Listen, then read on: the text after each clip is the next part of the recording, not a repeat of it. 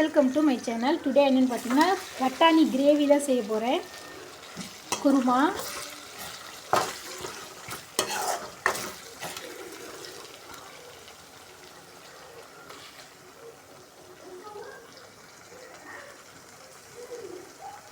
Paste அரைச்சி வச்சுருக்கேன். தேங்காய், சோம்பு, கசகசா போட்டு அரைச்சி வச்சுருக்கேன். ஒரு பச்சை மிளகாய் சேர்த்துக்கோங்க.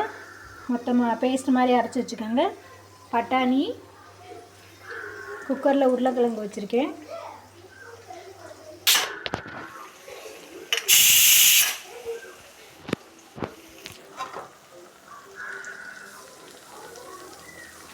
எண்ணெய் திரிஞ்சு வரட்டும்.